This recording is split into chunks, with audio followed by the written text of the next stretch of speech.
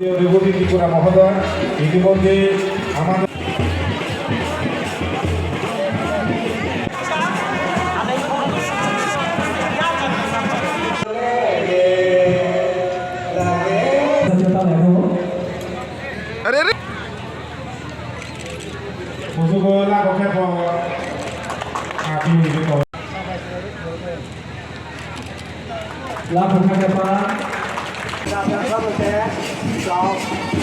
Ako kapiato ko kumaagera ko. Kulay gusto.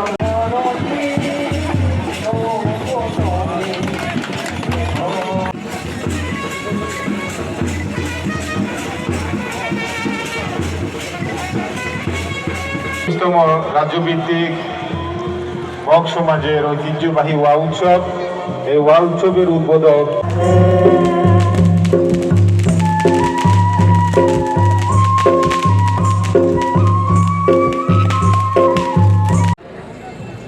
এই 19তম উপলক্ষে আমার ব্যক্তিগত তরফ থেকে এবং আমাদের মগ সম্প্রদায়ের তরফ থেকে, আমাদের এই উৎসব উদযাপন কমিটির তরফ থেকে আমি আন্তরিক শুভেচ্ছা ধন্যবাদ জ্ঞাপন করছি। ধন্যবাদ এই কারণে, এখানে আমাদের মগ সোশিও কালচারাল অর্গানাইজেশনের যিনি সাধারণ সম্পাদক, ওনার ভাষণে উনি পরিষ্কার বলেছেন আমাদের মগ সম্প্রদায়ের লোক সংখ্যা আমাদের গন্ডাছড়ায় অত্যন্ত কম। তাদের একটা সময় চিন্তা ছিল যে এই গন্ডাছড়ায় যদি এই উৎসব করা হয়, উৎসব সফলতার সঙ্গে সম্পন্ন করা যাবে কিনা, কোনো ধরনের অসুবিধা হবে কিনা, নানান ধরনের তাদের মনের মধ্যে প্রশ্ন ছিল।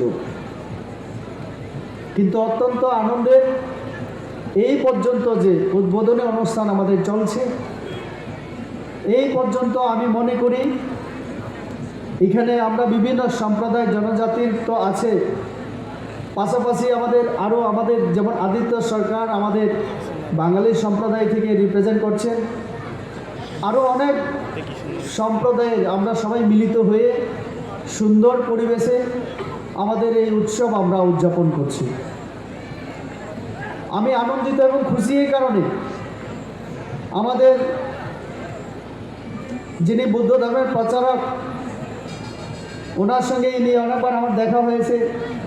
উনি ধর্ম প্রচারের জন্য ভারতবর্ষের বিভিন্ন জায়গায় যান এবং বিদেশেও যান। তো যার কারণে ওনার পক্ষে একটু বাংলায় আলোচনা করা সহজ অসুবিধা ছিল, তার জন্য তিনি হিন্দিতে খুব সুন্দর আলোচনা করেছেন। ওনার ভাষণে আমি বুঝতে পেরেছি যে আমি যেহেতু এই এলাকার, তার জন্য স্বাভাবিকভাবে অনেকের এই আশা ছিল যে এই উৎসব করার ক্ষেত্রে হয়তোবা আমাদের থেকে বাড়তি সাহায্য পাবেন। কিন্তু প্রথম দিন ডিএম অফিসে মিটিং এবং তারপরে যত কাজ হয়েছে, আমার অবদান এখানে একদম কমই ছিল। এই মঞ্চে বসা আমাদের এমডিসি থেকে শুরু করে এখানে যারা বিভিন্ন জাতি ধর্মের লোক আছেন, তাদের অবদান সব থেকে বেশি। এবং অবশ্যই আমি বলবো আমাদের ডিএম ডিস্ট্রিক্ট ম্যাজিস্ট্রেটের পরে আমাদের এসডিএম এখানে বসে আছেন, ওনার বিভিন্ন দপ্তরের অবদান সব থেকে বেশি। এবং অবশ্যই বিভিন্ন সম্প্রদায়ের এখানে যারা সমাজপতিরা, তাদের অবদান সব থেকে বেশি। কেননা সব সম্প্রদায়, সব প্রশাসনের সব দপ্তর যদি সহযোগিতা না করত, তাহলে যত স্টল আমাদের করার কথা ছিল, এই স্টল করা, এই যে এক্সিবিশনের ব্যবস্থা করা, সুন্দরভাবে ডেকোরেশনের মাধ্যমে পুরো মাঠকে এত সুন্দর করে সাজানো আমাদের পক্ষে সম্ভব ছিল না। তার জন্য আমি আন্তরিকভাবে ধন্যবাদ জ্ঞাপন করছি সবাইকে যারা এই কাজে অংশগ্রহণ করেছেন, সহযোগিতা করেছেন। আমি তো জানি 19টা সম্প্রদায়ের মধ্যে মগ সম্প্রদায় একটা অন্যতম।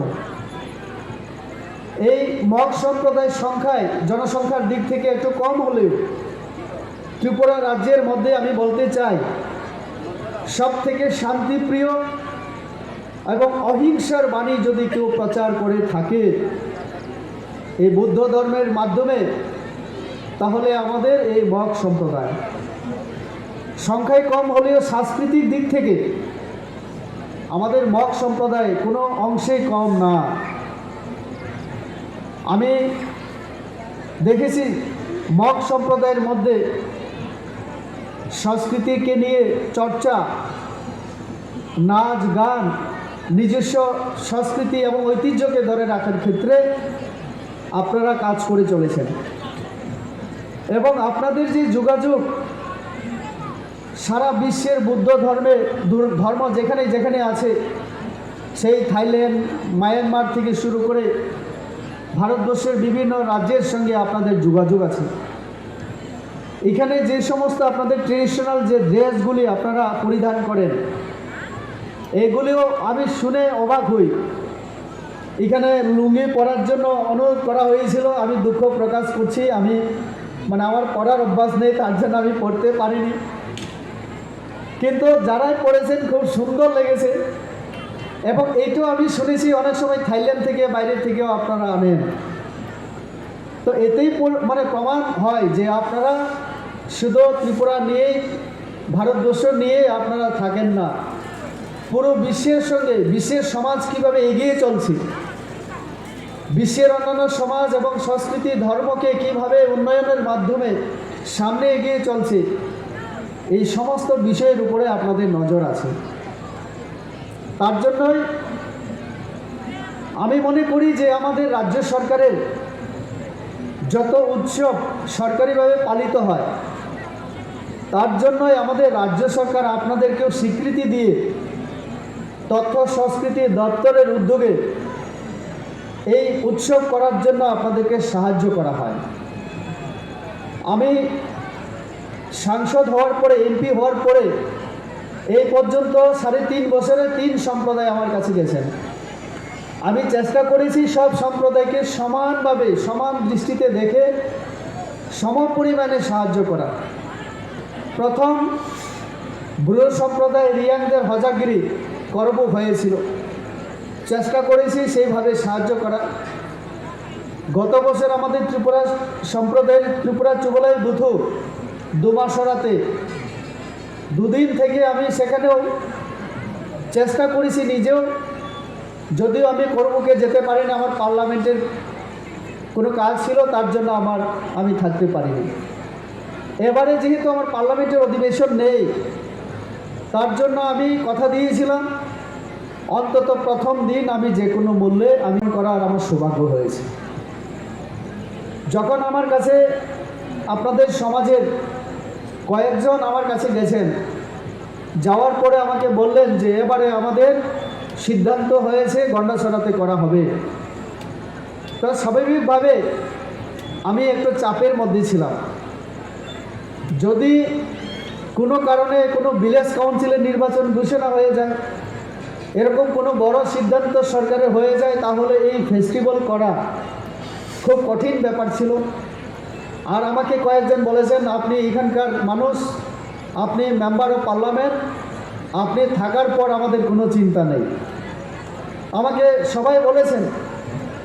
তার জন্য একটু আমি চাপের মধ্যে ছিলাম। যদি পরিস্থিতির কারণে আমরা ঠিকভাবে করতে না পারি, তাহলে আমার জন্য এবং আমাদের এই এলাকার জন্য, সবার জন্য এটা একটা অস্বস্তিকর ব্যাপার হয়ে দাঁড়াবে। তার জন্য আমি আমাদের সম্প্রদায়ের যারা নেতৃত্ব, তাদেরকে আমি পরামর্শ দিয়েছিলাম যে ডিএম অফিসে গিয়ে যেন একবার যোগাযোগ করে একবার চিঠি আনুষ্ঠানিকভাবে দেয়। পরে ডিএমের সঙ্গে আমি টেলিফোনে কথা বলে মিটিং ফিক্স করি। যখন মিটিংয়ে ওনারা উপস্থিত হলেন, আমি মিটিং যাওয়ার আগে আমি বলেছিলাম যে আপনারা সমস্ত কিছু রেডি করে নিয়ে আসুন, কি কি ধরনের সাহায্য আপনাদের দরকার। আমি তাদের সামনে আমি বলছি কি কি ধরনের সাহায্য আপনাদের দরকার, শুধু লিস্টটা নিয়ে আসবেন। ওনারা লিস্ট নিয়ে গেলেন, তার মধ্যে অনেক কিছু বিষয় তারা নিতে পারেননি, হয়তোবা আমি জানি না এর আগে এরকম করে হয়েছিল কি না, বা কোনো এমপি বা আমাদের কোনো এরকম বড় কোনো নেতৃত্ব নিজের উদ্যোগে এরকম মিটিং করে সমস্ত বিষয় দেখার চেষ্টা হয়েছিল কিনা আমার জানা নেই। যেমন তাদের যে দাবি তার বাইরেও আমরা স্বেচ্ছায় জিজ্ঞেস করেছি যে এটা কেন লাগবে না, এটা লাগবে কি না। এই সমস্ত বিষয়গুলি আমরা খতিয়ে দেখে আমরা দেওয়ার চেষ্টা করেছি। আমি জানি না তারপরও কী ত্রুটি আছে।